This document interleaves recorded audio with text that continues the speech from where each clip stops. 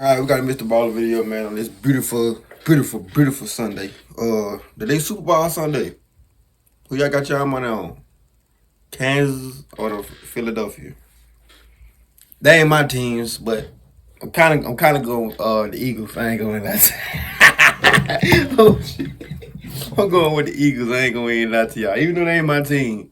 You feel me? You know what I'm saying? Even though they ain't my team, you feel me? But you know what I'm saying?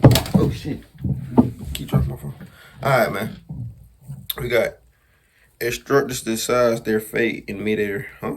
In midair. Midair is crazy. Alright, let's get to it.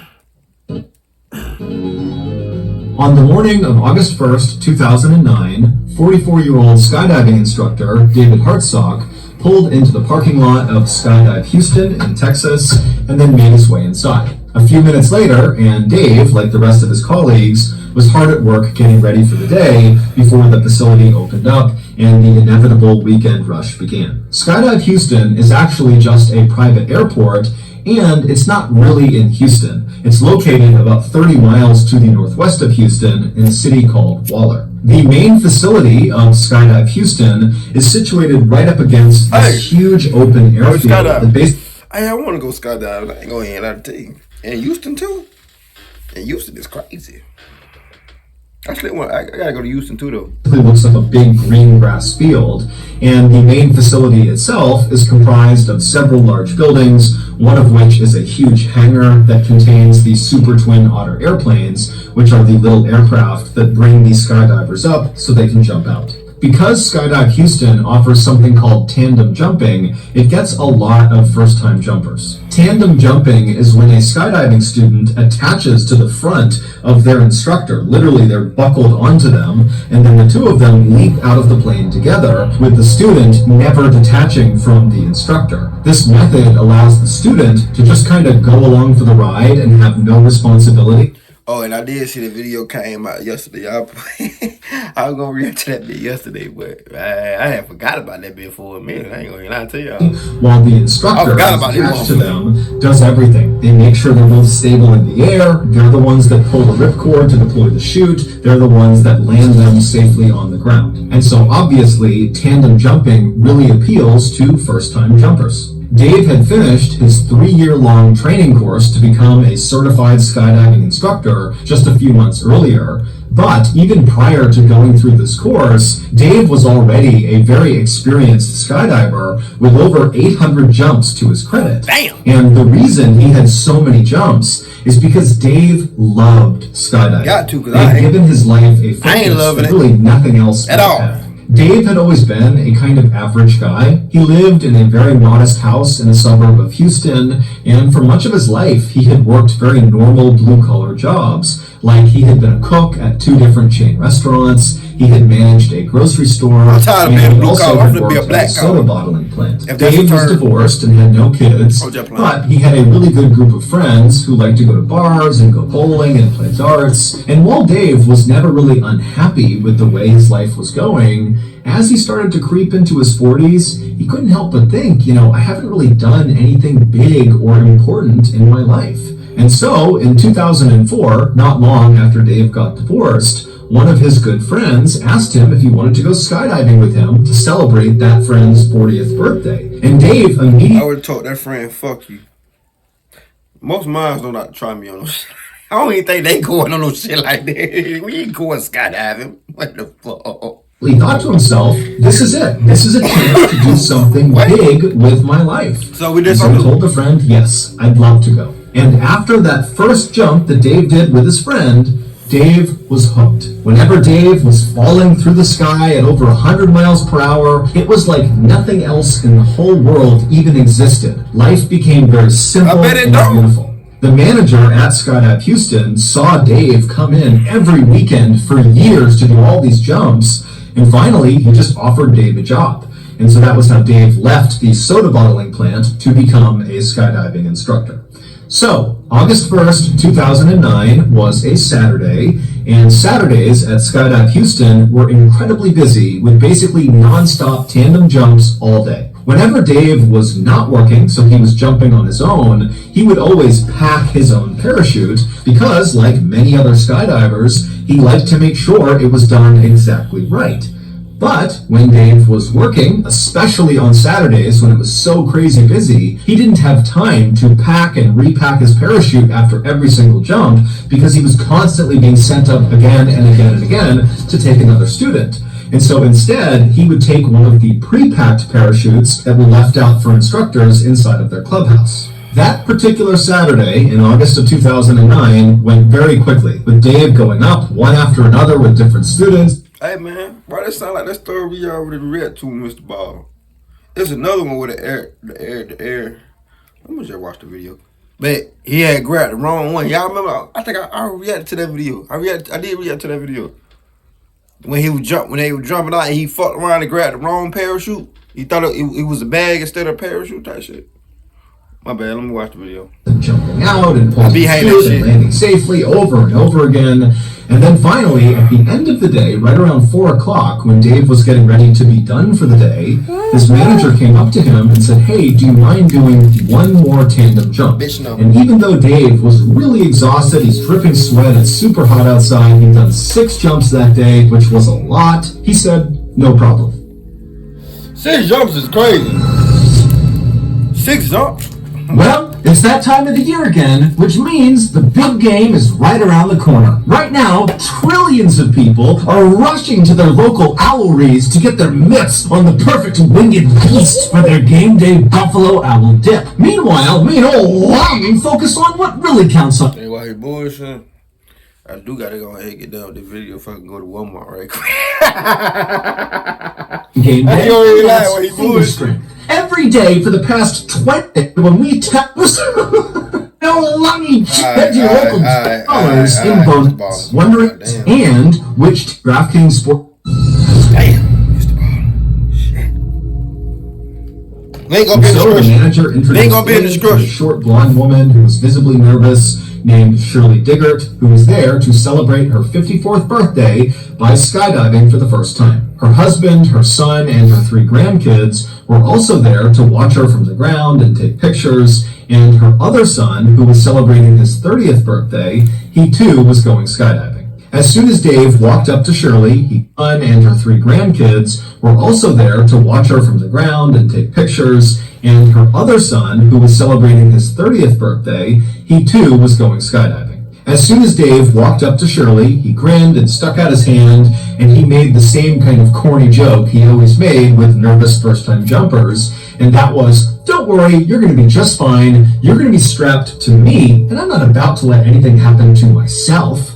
And so Shirley laughed, and she did seem like she was a little bit at ease. And so Dave patted her on the shoulder, and he walked over and he grabbed one of the pre-packed parachutes off the wall. That makes sense. These chutes actually contained 2 parachutes inside of the backpack. There was the main chute, which typically is the only chute that gets deployed on a jump, and then there was the reserve chute, which is a little bit smaller and is not normally used unless there's some sort of emergency where the main chute fails. After every jump, because the main chute has been deployed, it gets repacked and stuffed back into the backpack. But the reserve chute, because it almost never gets deployed, just stays packed. And so, Skydive Houston, like basically every other skydiving facility, has certified technicians come in periodically to test the reserve chutes inside of the bag to make sure. I can't go skydiving because I'll be asking no folk questions like, how long you been, you know what I'm saying, doing skydiving? How many jumps you got to your name? Have y'all had any accidents in the last year? If so, I'm gone. Or they're still packed exactly. I'm gone, bitch. After grabbing the pre-packed parachute off the wall, Dave walked back over to Shirley, who was now in the staging area putting on her flight suit. A flight suit is a single garment. I want 2 videos Kind of looks like a big onesie for an adult. We doing 2 videos videos today. Over, he put the parachute down, he tugged and pulled on her flight suit to make sure it was good, and then after he was satisfied, he picked the parachute back up and he signaled to Shirley, as well as Shirley's son, who was also skydiving, to follow him. And so the trio, they left the staging area, they went outside right to the airfield where there was a Super Twin Otter idling and other jumpers were climbing on board to go for a jump. And so Dave, Shirley, and Shirley's son got in line, they boarded the plane, and a few minutes later, they were airborne. As the plane slowly climbed up to 13,500 feet, which is the jumping altitude, Shirley was sitting directly in front of Dave. They were on a bench seat on the back right of this little airplane, and Dave made a point of talking to Shirley and asking her where she was from and what she did to kind of ease her nerves. Shirley would tell Dave that this was not the kind of thing that she typically did. In fact, she told Dave that her other son, who was jumping with them, when he first decided he wanted to try skydiving a year earlier, she had desperately tried to talk him out of it, saying it was too dangerous. But recently, Shirley and her husband had decided that they needed to be more adventurous. They lived in a quiet town in rural Texas where Shirley was a mail carrier and her husband worked in a mine, and their lives were just kind of simple and very routine-oriented and kind of boring. So when Shirley's son, who was skydiving with them that day, had asked Shirley to go skydiving on her 54th birthday, she saw it as an opportunity to break the mold and do something adventurous, and so she said yes. And so Dave told Shirley about how he had discovered skydiving much the same way she had, and they really bonded over that. About 20 minutes after takeoff, all the tandem jumpers on the plane were now attached to their instructors, so Shirley was now buckled onto Dave. And then when they reached 13,500 feet, the jumping altitude, one of the instructors slid open the side door. It was time to jump. And the first one who was jumping was Shirley's son. And so from all the way back in the plane, Shirley called out to her son, "Have a good jump, I'll see you on the ground," as her son kind of waddled to the edge of the door with his instructor, and the two of them jumped out and disappeared into the air below. Next up was Shirley. So Dave told Shirley very calmly to stand up, and so they did. They stood up right next to their bench, and then before they waddled towards the exit, Dave, for what felt like the millionth time, checked to make sure he really was securely fastened onto Shirley, and then Dave tapped his ripcord right behind him, kind of like muscle memory, reminding himself where to go. He tapped his knife on his shoulder. He kind of just felt his equipment, and then feeling ready, he said, "Okay, Shirley, let's go." And then the two of them kind of waddled their way towards the front of the plane where that door was slid wide open, and then they turned, so Shirley's feet were right on the edge, basically looking out into the sky right outside. And so it's really loud, it's very windy, and... Let me tell you something. So when I would have seen that, that whole shit would have been over with. I ain't gonna lie to you. All that shit would have been over with for me. Fuck that. Dave is right in Shirley's ear saying, "Okay, I'm going to count to 3 and we're going to jump." And then Dave reached forward. He pulled Shirley's head back so she was looking up because he didn't want her to look down when they leapt out, because for some people that will cause them to panic when they see the ground. And so with Shirley's head back, Dave very calmly said 1, 2, 3, and then very gracefully the two of them jumped out. From the moment you jump out of a plane at 13,500 feet until you touch the ground, it takes maybe 2 to 3 minutes with about 30 seconds to a minute of actual free fall. But that 2 to 3 minutes is so intense, it feels like it's 20 minutes long. And this was what Dave loved so much about skydiving, that intense presence you feel, that you're really in the moment. There's nothing else you can think about. It's just you careening through the sky towards the earth. It's incredible. Dave had actually had a number of close calls in his life. Like a few years earlier, he had been riding his motorcycle when somebody hit him in their car and he fractured his skull. And then not long after that accident, he was in another accident where he fractured his spine. And after each of those 2 accidents and a few others, the only thought in Dave's mind was, "Oh my goodness, I hope I can skydive again." And miraculously, he had been. He had made full recoveries, and he was back to skydiving each time. And so now, whenever he jumped out of a plane, he just felt so lucky. The plan for that evening's jump was for Dave to rotate them 360 degrees 3 separate times so Shirley could get a full look down across Houston and all over Texas and just kind of see the world around her from so high up in the air. And then, whenever Dave noticed that they were at 5,000 feet using his wrist altimeter, which is basically like a watch that tells you how far you are from the ground, Dave would pull the ripcord, the main chute would deploy, and they would float gently down to the ground. And at first, that is how this jump went. After they exited the plane, they stabilized. Here we go with that whip first shit. Here we go. I know this story from the go ahead. He said, but first, Every time he say that shit.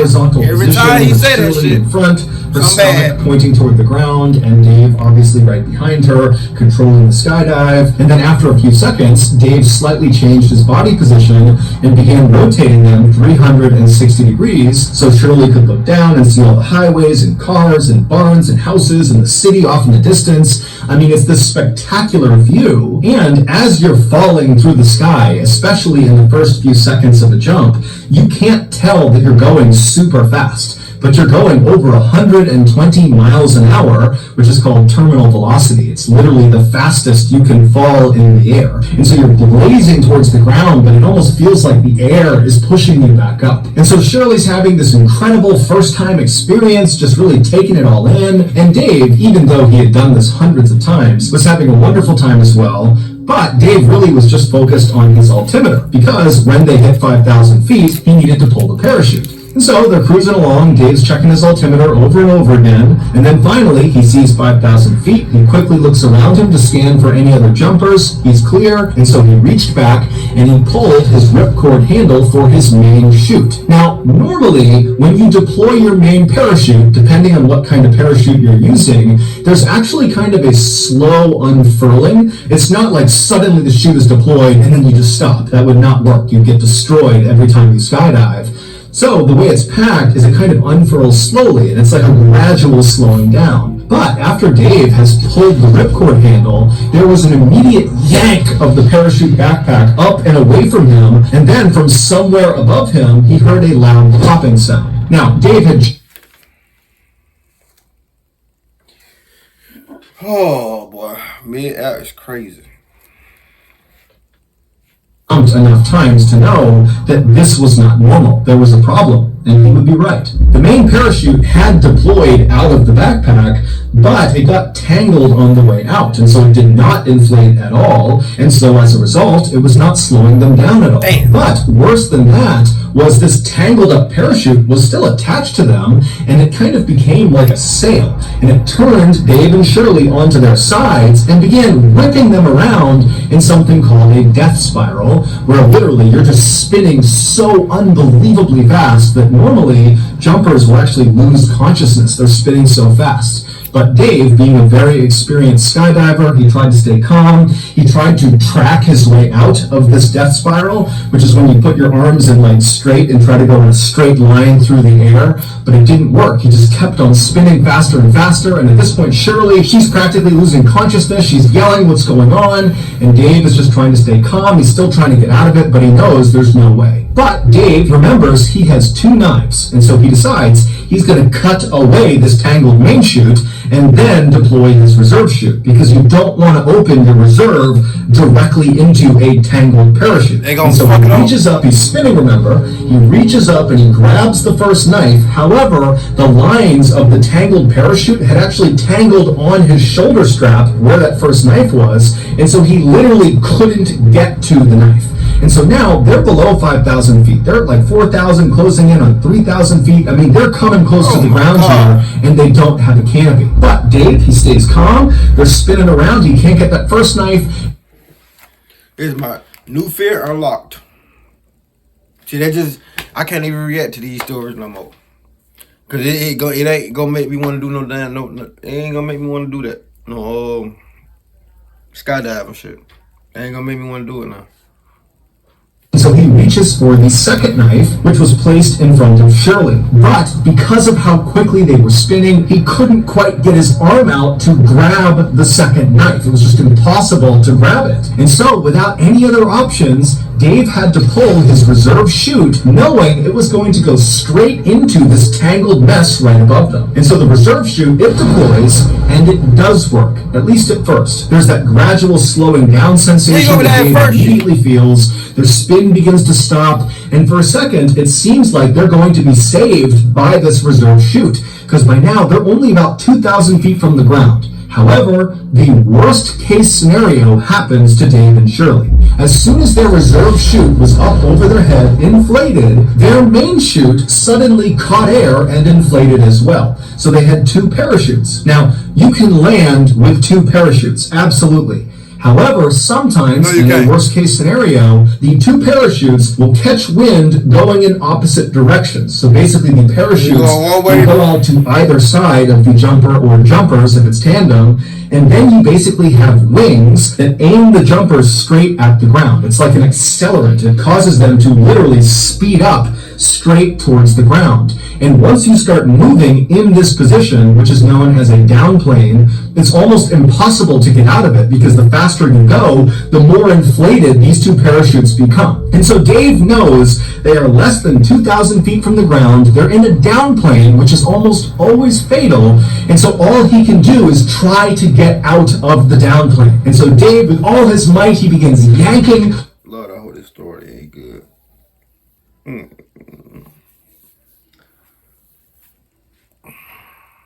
On the different lines of both parachutes, and he manages to get them out of the downplane, which is nearly impossible to do. He does it. And then both parachutes collapse. And suddenly, Dave and Shirley have no parachute. They're less than 1,000 feet from the ground, and they're falling once again over 100 miles per hour straight down. Come on. Purdue University Global. Apply now at purdueglobal.edu. Fuck Purdue.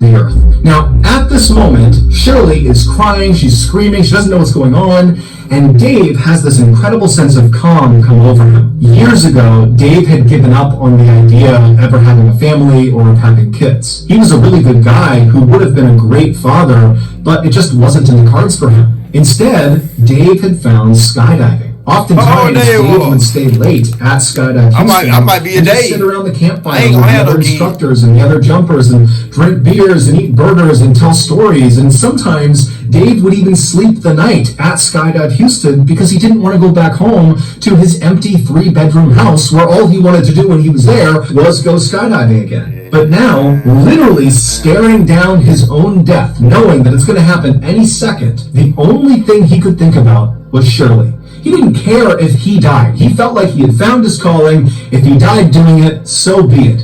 But Shirley, her husband, her son on the ground, her son skydiving. I forgot they was there for a minute. Oh my fucking God. I forgot they was there for a minute. That like just threw me off. I forgot that they was there. The 3 grandkids, they're going to see Shirley hit the ground and die. He just couldn't handle it. He thought, I have to do something to protect Shirley. And with only a few hundred feet to the ground, Dave yelled to Shirley, tuck your knees up. And Shirley immediately did it. She threw her knees up, and as she did, Dave pulled back as hard as he possibly could on the risers and the toggles in an attempt to switch places with Shirley. Shirley was in front of him. Her body's going to hit the ground first. Dave flipped them around so that his back was going to hit the ground first. He was going to sacrifice himself to maybe save Shirley. When they hit the ground, people a quarter mile away heard their impact. And when they hit the ground, all of Shirley's family saw it. Everybody saw it. They went running over to the... That nigga said a quarter mile away. Oh, boy, that shit had to be hard. Oh, boy. crash site, and when they got there, there was this tangle of bodies and this parachute, and as they're staring at it, they watched one of the bodies move. It was Shirley. She was alive. After paramedics arrived, they cut her off of Dave's body, and they rushed her to the hospital where she had serious injuries. She had several broken vertebrae and very significant internal injuries, but none of them were life-threatening. She would survive. However, 3 days after arriving in the hospital, Shirley got devastating news. Dave had been rushed to the hospital as well right after Shirley had, but he finally had succumbed. Damn, Dave. And he did think at the end, because most of these stories I heard, these skydivers, they both just fucking die. They don't, you know what I'm saying? They don't try to sacrifice themselves, you know what I'm saying? It's their job to do that. In reality, it is.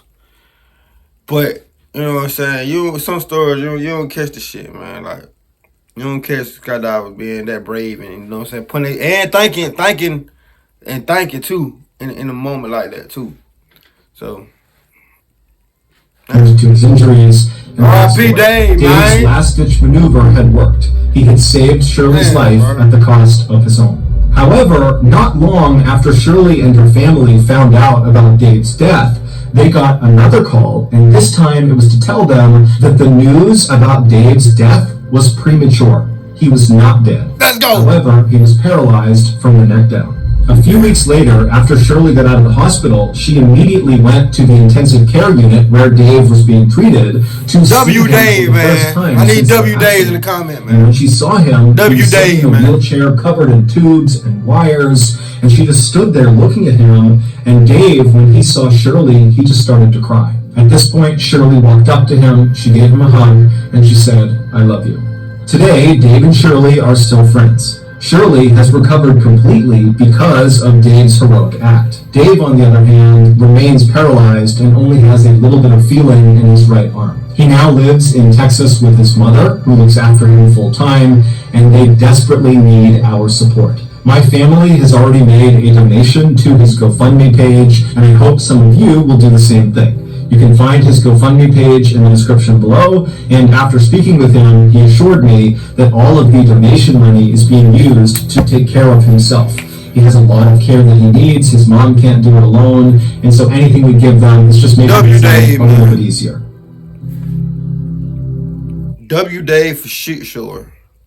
W Dave, man. Dave risked his motherfucking self to save somebody else. You know what I'm saying? And reality, that's his job, but still, you know what I'm saying? They both could have really died. Both could have really died. They both obviously standing right here.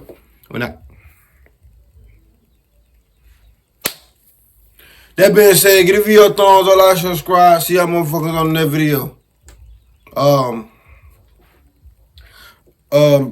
Go follow me. It'll be in the description down below. Let's ride, nigga.